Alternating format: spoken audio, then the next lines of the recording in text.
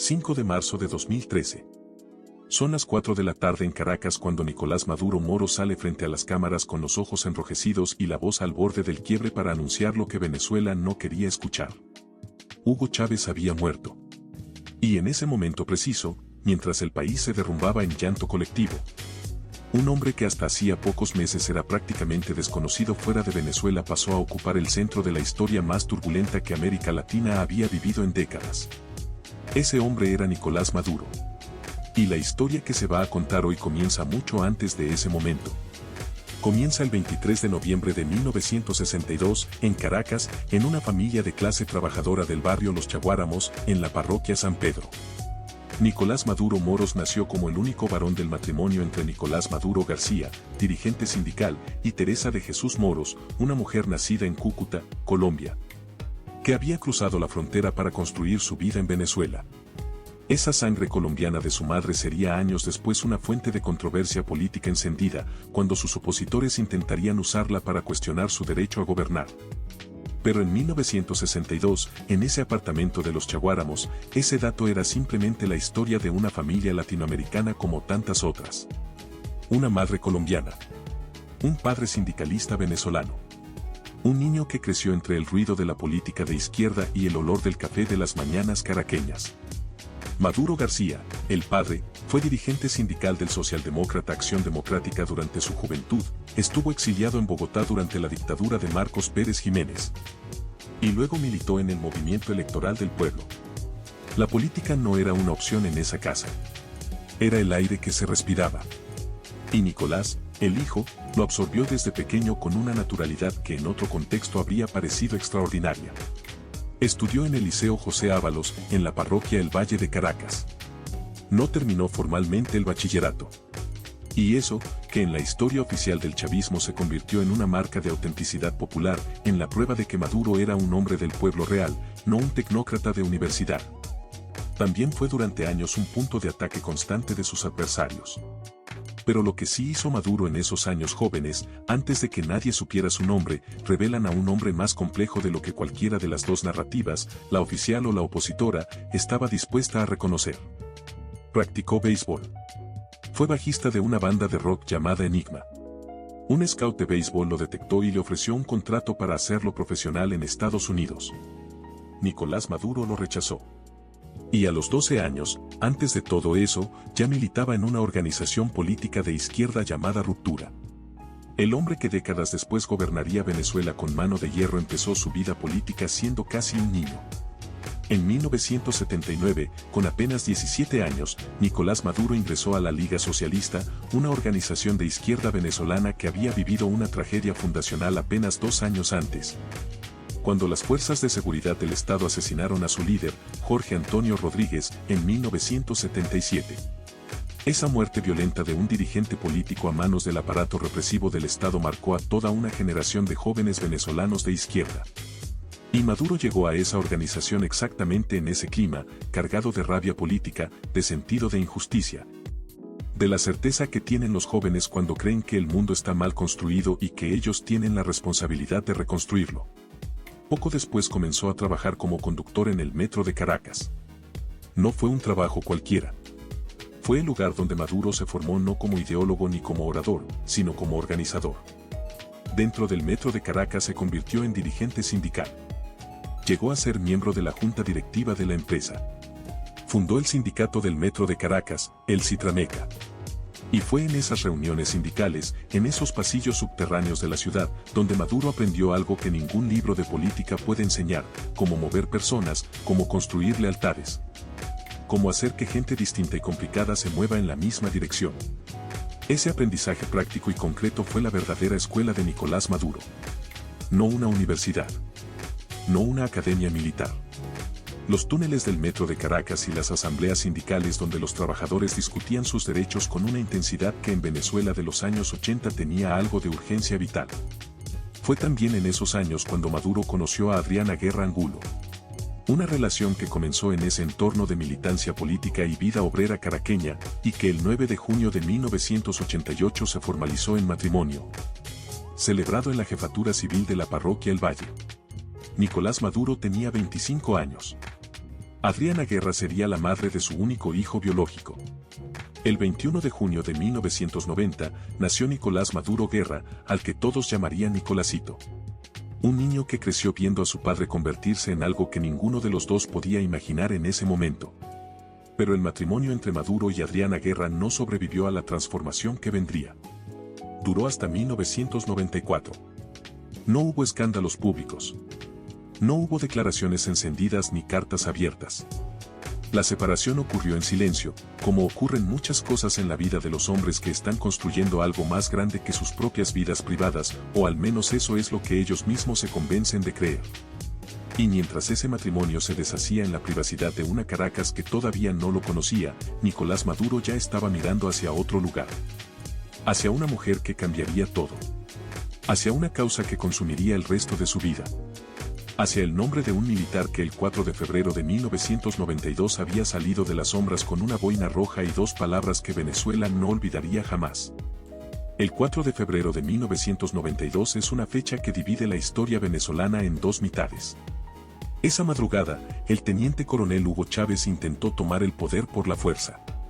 El golpe fracasó. Pero las dos palabras que Chávez pronunció frente a una cámara de televisión, por ahora, convirtieron a un militar preso en el símbolo más poderoso de la izquierda venezolana en décadas. Y Nicolás Maduro, que tenía 29 años y era conductor y dirigente sindical del Metro de Caracas, vio ese momento en televisión y sintió algo que él mismo describiría años después como un reconocimiento. La sensación de haber encontrado finalmente el nombre de lo que ya creía. Maduro no conoció a Chávez ese día. No lo conocería personalmente hasta casi 2 años después. Pero desde ese momento comenzó a moverse. Junto a la Liga Socialista y otros grupos de izquierda, participó en el acompañamiento civil al segundo intento de golpe de Estado de ese mismo año, en noviembre de 1992, también fallido. Y según los registros documentados, durante esa intentona Maduro se encargó de movilizar soldados y civiles armados por los túneles del metro, los mismos túneles donde trabajaba todos los días. Y por esos mismos túneles escapó cuando el golpe fracasó, evitando ser arrestado por apenas minutos. Ese detalle, ese hombre moviéndose en la oscuridad subterránea de Caracas para salvar su propia libertad, dice algo sobre Nicolás Maduro que sus discursos nunca dirían con tanta claridad. Era un hombre capaz de actuar en la sombra, de moverse sin ser visto, de sobrevivir en los márgenes de la legalidad cuando creía que la causa lo justificaba. El 16 de diciembre de 1993, Maduro visitó por primera vez a Hugo Chávez en la cárcel de Yare, junto a un grupo de trabajadores del metro simpatizantes del MBR 200. Ese encuentro cara a cara fue el inicio de una relación que duraría 20 años y que definiría no solo la vida de Maduro, sino la historia entera de Venezuela. Chávez, que tenía el carisma de absorber a las personas y convertirlas en extensiones de su propia voluntad, vio en Maduro algo útil, lealtad incondicional, capacidad organizativa, conexión real con el mundo sindical y obrero. Y Maduro, que llevaba años buscando un líder que encarnara lo que él creía, encontró en Chávez exactamente eso. Desde 1994 hasta 1997, Maduro participó activamente en la dirección nacional del MBR 200. El movimiento bolivariano clandestino que Chávez había comenzado a construir dentro del ejército desde los años 80. Y fue en ese espacio político, en esas reuniones clandestinas de la Venezuela de mediados de los 90, donde Nicolás Maduro conoció a la mujer que se convertiría en el eje central de su vida adulta. Su nombre era Cilia Adela Flores. Y con ella, la historia de Maduro entraría en una dimensión completamente nueva. Cilia Adela Flores nació en Tinaquillo, Estado Cojedes, en una familia de origen humilde. Estudió Derecho y se convirtió en abogada. Cuando Chávez fue encarcelado tras el golpe fallido de febrero de 1992, Cilia Flores fue una de las abogadas que asumió su defensa legal. Y fue en ese trabajo, en esa tarea de defender a un preso político que se estaba convirtiendo en símbolo, donde Cilia Flores se instaló en el núcleo más íntimo del movimiento bolivariano. Para cuando Maduro comenzó a frecuentar ese mismo círculo, Cilia ya era una figura establecida, respetada, con una presencia que no pasaba desapercibida. Ella era mayor que Maduro por algunos años. Había estado casada antes, con Walter Ramón Gaviria Rodríguez, con quien tuvo 3 hijos, Walter Jacob, nacido en 1978, Yoser Daniel, nacido en 1988, y Josual Alexander, nacido en 1990. Ese matrimonio había terminado en divorcio en los años 90. Y cuando Cilia y Nicolás comenzaron su relación sentimental, a mediados de esa misma década, los dos traían consigo historias previas, hijos de relaciones anteriores. Y una militancia política que era el verdadero idioma en que ambos se entendían. Porque lo que unió a Maduro y a Cilia Flores no fue solamente el amor, si es que ese concepto aplica en su forma más simple a una relación tan profundamente política como la de ellos. Lo que los unió fue la causa. La revolución bolivariana fue su lenguaje común, su proyecto compartido. El territorio donde ambos construyeron no solo una pareja sino una alianza estratégica que con los años se volvería indistinguible de la estructura misma del poder venezolano. En 1999, cuando Chávez ganó las elecciones y llegó al poder, Cilia Flores fue elegida para la Asamblea Nacional Constituyente. Maduro también. Los dos ingresaron juntos al sistema político formal de la nueva Venezuela bolivariana. Y desde ese momento, sus trayectorias siguieron un ascenso paralelo y entrelazado que resultaba difícil de analizar por separado. Cilia llegó a ser presidenta de la Asamblea Nacional en 2006. Maduro fue canciller de la República ese mismo año, cargo que ocupó durante 7 años, hasta 2013. Construyeron poder de forma simultánea, en instituciones distintas pero complementarias, tejiendo una red de influencia que cuando Chávez murió ya era tan densa y tan profunda que resultaba casi imposible de desmantelar desde afuera. No se casaron sino hasta el 15 de julio de 2013, 4 meses después de que Maduro asumiera la presidencia interina. La ceremonia fue discreta, sin la ostentación que hubiera resultado obscena dado el contexto de un país que comenzaba a sentir los primeros síntomas de la crisis que vendría. Pero detrás de esa discreción había algo que los venezolanos que los conocían de cerca sabían perfectamente: Cilia Flores y Nicolás Maduro llevaban juntos casi 20 años. El matrimonio fue simplemente el papel que formalizó lo que ya existía desde mucho antes. En 1999, Hugo Chávez asumió la presidencia de Venezuela con el 56% de los votos y Nicolás Maduro entró con él al mundo de la política formal. Ese año fue electo para la Asamblea Nacional Constituyente, el cuerpo redactor de la nueva Constitución bolivariana que Chávez consideraba la piedra angular de su revolución. Y Maduro cumplió ese rol con la misma eficiencia silenciosa con que había cumplido todos los anteriores, sin brillar demasiado, sin robar cámara, siendo exactamente lo que Chávez necesitaba en cada momento. Esa capacidad de subordinación inteligente fue quizás la habilidad política más sofisticada de Maduro, y también la más subestimada por quienes lo observaban desde afuera. Porque no era la subordinación pasiva del hombre que no tiene ideas propias.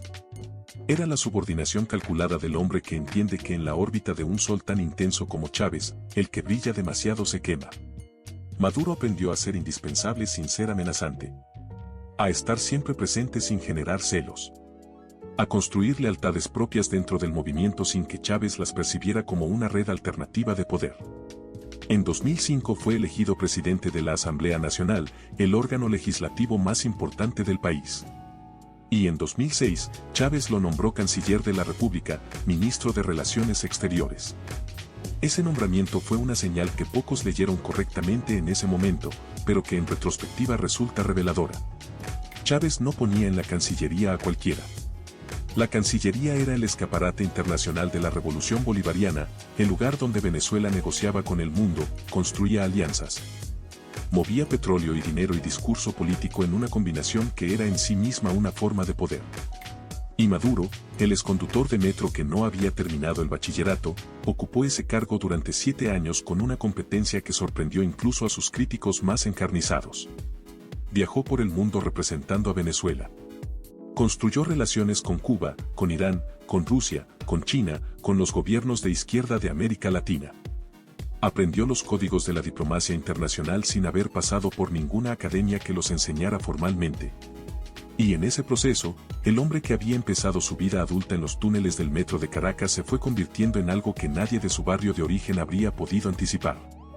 El 8 de diciembre de 2012, con el cáncer avanzando y la muerte acercándose de una forma que ya no podía negar, Chávez hizo algo que selló el destino de Venezuela y el de Maduro de forma simultánea. Frente a las cámaras, con la voz aún poderosa pero el cuerpo visiblemente deteriorado, Chávez señaló a Nicolás Maduro como su sucesor. Si él quedaba incapacitado, Maduro debía asumir. Y luego debían convocarse nuevas elecciones. Esas palabras fueron el testamento político más importante de la revolución bolivariana. Y Maduro las recibió con una expresión que quienes estaban en la sala describieron como la de un hombre que sabía exactamente lo que ese momento significaba y el peso que traía consigo. El 5 de marzo de 2013, Hugo Chávez murió. Nicolás Maduro tenía 50 años. Llevaba 14 años en el núcleo del poder bolivariano. Había sido constituyente, legislador, canciller, vicepresidente.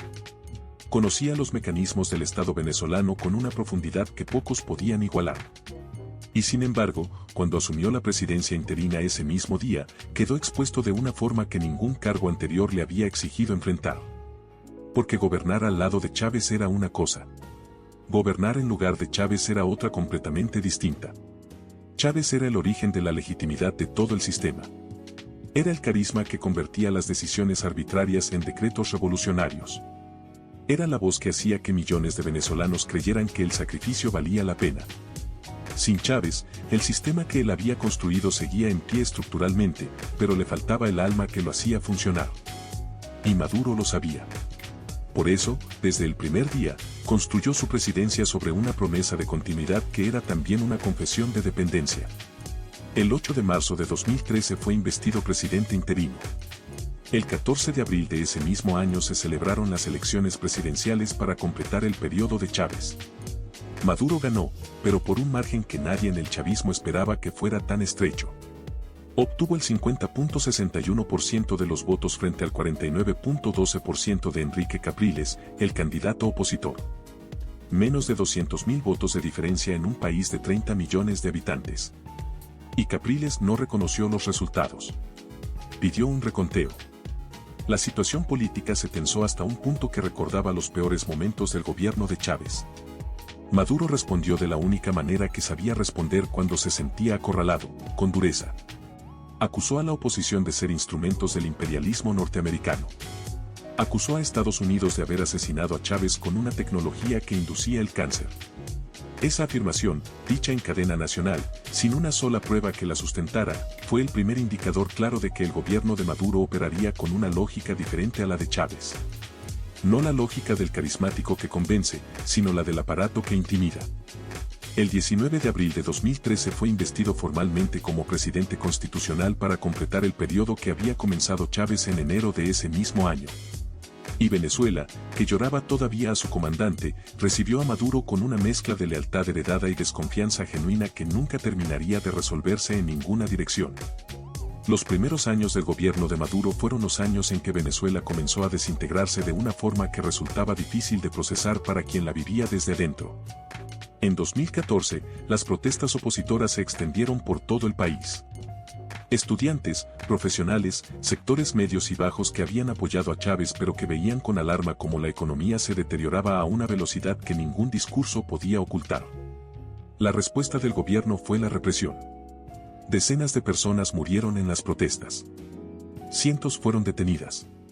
Leopoldo López, uno de los líderes opositores más visibles, fue arrestado el 18 de febrero de 2014 y condenado a casi 14 años de prisión en un juicio que organismos internacionales de derechos humanos calificaron de parodia judicial. Y mientras Venezuela ardía en las calles, en el entorno más íntimo del gobierno algo ocurría que con los años se convertiría en uno de los escándalos más documentados de toda la era chavista. Los hijastros de Maduro, los tres hijos de Cilia Flores de su matrimonio anterior, Walter Jacob, Yoser Daniel y Josual Alexander Gavidia Flores, conocidos en los círculos caraqueños como los Chamos, comenzaron a acumular poder y riqueza a una velocidad que contrastaba de forma brutal con la crisis que vivía el resto del país. Walter Jacob Gavidia Flores, el mayor, fue nombrado juez a los 27 años. En un sistema judicial que el propio gobierno controlaba con una minuciosidad que hacía imposible cualquier nombramiento que no contara con el visto bueno del círculo presidencial. Josual Alexander Gavidia Flores fue vinculado en reportes periodísticos venezolanos e internacionales a viajes en aviones privados, automóviles de lujo y un estilo de vida que en la Venezuela del desabastecimiento y la inflación desbocada resultaba obsceno. Y en diciembre de 2015, en un episodio que sacudió al país entero, dos sobrinos de Cilia Flores, Franky Francisco Flores de Freitas y Efraín Antonio Campos Flores, fueron detenidos en Haití cuando intentaban introducir 800 kilogramos de cocaína a Estados Unidos. Los dos sobrinos de la primera dama de Venezuela, capturados con casi 1 tonelada de droga, Fueron juzgados en Nueva York y en diciembre de 2017 un juez federal los condenó a 18 años de prisión cada uno. Ese fue el primer momento en que la red familiar del poder venezolano quedó expuesta de forma irrefutable ante la justicia de otro país. Y Maduro, desde Miraflores, respondió como respondía a todo, negando, acusando a Estados Unidos de fabricar pruebas, blindando con el discurso revolucionario lo que la evidencia judicial dejaba ver con una claridad que no admitía interpretaciones convenientes. El año 2015 marcó un punto de quiebre que el gobierno de Maduro nunca lograría superar. En diciembre de ese año, la oposición venezolana ganó las elecciones legislativas con una mayoría de 2/3 en la Asamblea Nacional. El resultado electoral más devastador que el chavismo había sufrido desde que Chávez llegó al poder en 1999. Los venezolanos habían hablado con una claridad que no dejaba espacio para la interpretación. Querían un cambio. Y Maduro respondió a esa expresión democrática de la manera más reveladora posible, ignorándola. En enero de 2016, cuando la nueva Asamblea Nacional de mayoría opositora intentó asumir sus funciones, el Tribunal Supremo de Justicia, completamente subordinado al gobierno, comenzó a bloquear sistemáticamente cada decisión que tomara el Parlamento. Venezuela entró en una crisis institucional sin precedentes en su historia democrática moderna, con dos poderes del Estado funcionando en direcciones opuestas y un tercero, el judicial, actuando como brazo político del Ejecutivo. En ese contexto, la economía venezolana colapsó a una velocidad que los economistas comparaban con las peores crisis de la historia latinoamericana. El precio del petróleo cayó. Las reservas del Banco Central se agotaron. El bolívar perdió su valor de forma tan acelerada que los venezolanos llegaron a medir la inflación no en porcentajes anuales sino en porcentajes diarios. Los hospitales se quedaron sin medicamentos. Los supermercados se vaciaron. La desnutrición infantil, que Venezuela había prácticamente eliminado durante los años de bonanza petrolera del gobierno de Chávez, reapareció con una brutalidad que los pediatras venezolanos describían con los ojos llenos de una desesperación que ya no intentaban ocultar. Y en ese contexto de colapso generalizado, el gobierno de Maduro tomó una decisión que cerró definitivamente la puerta a cualquier posibilidad de retorno democrático. En 2017 convocó una Asamblea Nacional Constituyente que no tenía como objetivo real redactar una nueva constitución sino sustituir a la Asamblea Nacional legítima por un cuerpo completamente subordinado al Ejecutivo. La convocatoria fue denunciada por la oposición, por la Fiscalía General, por organismos internacionales y por la propia Constitución de 1999 que Chávez había diseñado y que ahora Maduro usaba como papel mojado. La fiscala general Luisa Ortega Díaz, que había sido una funcionaria leal al chavismo durante años, se atrevió a denunciar públicamente el carácter inconstitucional de la maniobra. Su respuesta fue la destitución fulminante y el exilio forzado. Eso era la Venezuela de Maduro en 2017. El 20 de mayo de 2018, Venezuela celebró elecciones presidenciales en condiciones que la comunidad internacional no reconoció como legítimas. La oposición mayoritaria las boicoteó. Los principales líderes opositores estaban presos, exiliados o inhabilitados. La participación oficial fue del 46%, aunque observadores independientes calcularon cifras significativamente menores. Nicolás Maduro fue reelecto con el 67.7% de los votos en un proceso que la Organización de Estados Americanos, la Unión Europea, el Grupo de Lima y el Grupo de los 7 rechazaron como fraudulento. 54 países no reconocieron su reelección. Y el 23 de enero de 2019, el presidente de la Asamblea Nacional, Juan Guaidó, se proclamó presidente encargado de Venezuela ante una multitud en Caracas, invocando el artículo 233 de la Constitución. Más de 50 países, incluido Estados Unidos, reconocieron a Guaidó como presidente legítimo. Venezuela tuvo durante meses 2 hombres que reclamaban simultáneamente ser el presidente del mismo país.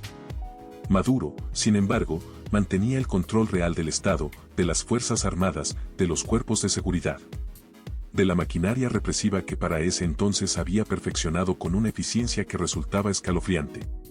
Los colectivos armados, grupos de civiles leales al gobierno que operaban en los barrios con una impunidad total, se convirtieron en el brazo paramilitar de facto del régimen. El Servicio Bolivariano de Inteligencia Nacional, el SEBIN, llenó las celdas de presos políticos. Y la crisis humanitaria se profundizó hasta alcanzar dimensiones que organismos de Naciones Unidas catalogaron como una de las peores del hemisferio occidental en tiempos de paz. Más de 7 millones de venezolanos abandonaron el país entre 2015 y 2023, en la diáspora más grande de la historia latinoamericana moderna. Familias que dejaban todo. Que cruzaban a pie la frontera con Colombia. Que se arriesgaban en el Darién. Que llegaban a países que no los esperaban y que sin embargo los recibieron porque la alternativa era quedarse en un país que ya no podía alimentarlos. Y mientras ese éxodo masivo vaciaba Venezuela de su gente más joven y más preparada, Maduro seguía gobernando desde Miraflores con una combinación de represión, discurso revolucionario y apoyo externo de Cuba, Rusia, China e Irán que le permitía mantenerse en el poder a pesar de todo. El mundo miraba. Parte del mundo protestaba. Y Maduro seguía ahí. En marzo de 2020, el Departamento de Justicia de Estados Unidos acusó formalmente a Nicolás Maduro Moros de narcoterrorismo. La acusación, presentada por la Fiscalía del Distrito Sur de Nueva York, lo señalaba junto a otros altos funcionarios venezolanos de haber conspirado con las Fuerzas Armadas Revolucionarias de Colombia, las FARC, para usar el territorio venezolano como corredor de tráfico de cocaína hacia Estados Unidos y Europa. El Departamento de Estado ofreció una recompensa de $15 millones por información que condujera a su arresto. Otros 5 millones por información sobre Cilia Flores. El gobierno venezolano rechazó las acusaciones como una fabricación imperialista. Pero la acusación no era un documento político. Era un expediente judicial con testimonios, fechas, nombres, rutas y montos. Y los nombres que aparecían en ese expediente no eran figuras periféricas del régimen. Eran el corazón mismo del poder venezolano. El jefe del Cartel de los Soles, la organización criminal que según la acusación operaba desde las más altas esferas del Estado venezolano, era identificado como el propio Maduro. El mismo hombre que había comenzado su vida adulta conduciendo buses y organizando sindicatos en los túneles del metro de Caracas estaba siendo acusado por la justicia del país más poderoso del mundo de ser el jefe de una red de narcotráfico que movía toneladas de cocaína hacia el norte. Esa acusación transformó la naturaleza del conflicto entre Venezuela y Estados Unidos. Ya no era simplemente una disputa ideológica entre el socialismo bolivariano y el capitalismo norteamericano, el tipo de conflicto que América Latina había vivido en distintas versiones durante décadas. Era algo más concreto y más peligroso. Era una acusación penal formal contra un jefe de Estado en ejercicio, con una recompensa adjunta que lo convertía en objetivo de una forma que no tenía precedentes en la región. Y el Maduro que respondió a esa acusación en cadena nacional no fue el hombre nervioso o acorralado que sus críticos esperaban ver. Fue el mismo Maduro de siempre, directo, desafiante, envuelto en el lenguaje de la soberanía y la resistencia antiimperialista que había aprendido de Chávez y que manejaba con una fluidez que en otras circunstancias habría resultado casi admirable. Pero detrás del discurso, Venezuela seguía hundiéndose. El 28 de julio de 2024 fue el día en que la historia de Venezuela llegó a un punto de no retorno que ni los analistas más pesimistas habían anticipado con exactitud. Ese día se celebraron las elecciones presidenciales. Nicolás Maduro se enfrentaba a Edmundo González Urrutia, el candidato de la plataforma opositora Plataforma Unitaria Democrática, respaldado por María Corina Machado, la líder opositora más popular del país que había sido inhabilitada para presentarse ella misma como candidata. Lo que ocurrió ese día y en los días siguientes constituyó uno de los episodios más documentados y más controvertidos de la historia política latinoamericana reciente. La oposición recogió y publicó las actas electorales de miles de mesas de votación en todo el país, documentos oficiales del propio Consejo Nacional Electoral venezolano, que mostraban que Edmundo González había ganado con una diferencia amplia e irrefutable. El Consejo Nacional Electoral, sin embargo, proclamó ganador a Maduro sin publicar los resultados desagregados mesa por mesa, en violación directa de la normativa electoral venezolana. La comunidad internacional exigió la publicación de las actas. Maduro se negó. Las protestas estallaron en todo Venezuela. La represión fue brutal y documentada. Según organizaciones de derechos humanos, al menos 27 personas murieron en las protestas postelectorales. Más de 2.000 fueron detenidas. El Centro Carter, organismo internacional de observación electoral que había sido invitado por el propio gobierno venezolano, concluyó que las elecciones no habían cumplido con los estándares internacionales de integridad electoral y que los resultados proclamados por el CNN no podían verificarse. Más de 80 países no reconocieron la reelección de Maduro. Algunos de ellos eran aliados históricos del chavismo. El gobierno de Lula en Brasil, el de Boric en Chile, el de Petro en Colombia, todos de izquierda, todos con relaciones previamente cordiales con Caracas. Exigieron la publicación de las actas y se negaron a reconocer los resultados oficiales sin esa verificación. Y Maduro, el hombre que había llegado al poder prometiendo continuar la revolución del pueblo, respondió al pueblo que le exigía transparencia con detenciones, con amenazas, con el mismo aparato represivo que había construido durante una década para exactamente ese propósito. Mientras Venezuela se debatía entre la represión postelectoral y el colapso económico que ya era parte del paisaje cotidiano del país, el entorno familiar de Nicolás Maduro seguía acumulando evidencia que contrastaba de forma demoledora con el discurso de austeridad revolucionaria que el gobierno proyectaba hacia afuera. En julio de 2019, el Departamento del Tesoro de Estados Unidos impuso sanciones simultáneas a los 3 hijastros de Maduro, los hijos de Cilia Flores. Walter Jacob, Yoser Daniel y Joshua Alexander Gavidia Flores fueron incluidos en la lista negra del Tesoro norteamericano acusados de recepción de sobornos, cobro de comisiones ilícitas y obtención de contratos sobrevaluados con el gobierno venezolano. La acusación describía una red que usaba los recursos del Estado venezolano como si fueran patrimonio privado de la familia presidencial. Nicolás Maduro Guerra, Nicolásito, el único hijo biológico de Maduro, fue sancionado también por el Tesoro estadounidense por su participación en esquemas similares. El muchacho que había nacido el 21 de junio de 1990, hijo del primer matrimonio de su padre con Adriana Guerra Angulo, había crecido para convertirse en diputado a la Asamblea Nacional y en uno de los principales operadores políticos del régimen. Y en marzo de 2015, cuando tenía 24 años, su nombre apareció en todos los noticieros del mundo por un episodio que en cualquier otro contexto habría resultado inverosímil. En la boda de un empresario sirio-venezolano en el lujoso Hotel Gran Meliá de Caracas, Nicolásito fue recibido con una lluvia de billetes de dólares mientras Venezuela sufría una escasez de divisas que hacía que conseguir dólares fuera una hazaña cotidiana para la mayoría de los ciudadanos. Las imágenes circularon en redes sociales y generaron una indignación que incluso algunos chavistas no pudieron contener. Maduro padre no condenó el episodio públicamente. La maquinaria oficial intentó minimizarlo. Pero las imágenes quedaron como documento de la brecha entre el discurso y la realidad, entre la revolución que se predicaba desde el palacio y la vida que se vivía en su interior. Esa brecha, visible y documentada, fue acumulándose durante años en la memoria de los venezolanos que la padecían desde afuera, sin poder hacer nada. Viendo cómo el país que sus padres habían construido se deshacía mientras los hijos del presidente bailaban bajo una lluvia de dólares en hoteles de 5 estrellas. Hay una dimensión de la historia de Nicolás Maduro que sus defensores más leales siempre han intentado preservar de la crítica y que sus detractores más encarnizados han intentado demoler con la misma intensidad. Es la dimensión de su origen. Porque Maduro sí vino de donde dice que vino. Sí creció en una familia de clase trabajadora caraqueña. Sí trabajó como conductor. Sí organizó sindicatos. Sí pasó años en la militancia política de izquierda antes de que esa militancia tuviera ninguna recompensa concreta. Esa parte de su historia es real y verificable. Y es también la parte que hace que su trayectoria posterior resulte tan difícil de categorizar con simpleza. Porque hay algo perturbador en la historia de un hombre que viene de abajo, que conoce de cerca la pobreza y la precariedad, que ha dicho en incontables discursos que gobierna para los que no tienen nada. Y que sin embargo construyó un entorno familiar y un aparato de poder donde la corrupción, el nepotismo y el abuso operaron con una impunidad que el sistema que él controlaba garantizaba de forma activa. Esa contradicción no es exclusiva de Maduro. Es la contradicción clásica del poder sin controles. El tipo de transformación que ocurre cuando las instituciones que deberían limitar a los gobernantes son destruidas metódicamente por los mismos gobernantes que deberían respetarlas.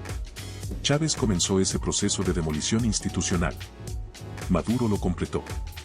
Y el resultado fue un Estado donde la ley era lo que el Ejecutivo decía que era la ley, donde los jueces respondían al palacio, donde los medios independientes fueron clausurados o comprados uno por uno, donde los periodistas que investigaban demasiado encontraban sus vidas complicadas de formas que no siempre eran explícitas pero que siempre eran efectivas. En ese sistema, las mujeres que podían haber contado historias incómodas sobre Maduro callaron. No porque no hubiera historias, sino porque en la Venezuela de Maduro, hablar tenía un costo que muy pocas personas estaban dispuestas a pagar. A diferencia de Chávez, cuyas relaciones personales dejaron rastros documentados en testimonios y libros escritos por mujeres que se atrevieron a hablar, La vida privada de Maduro fue protegida con una hermeticidad que resultaba en sí misma reveladora. Cilia Flores no era solo su esposa.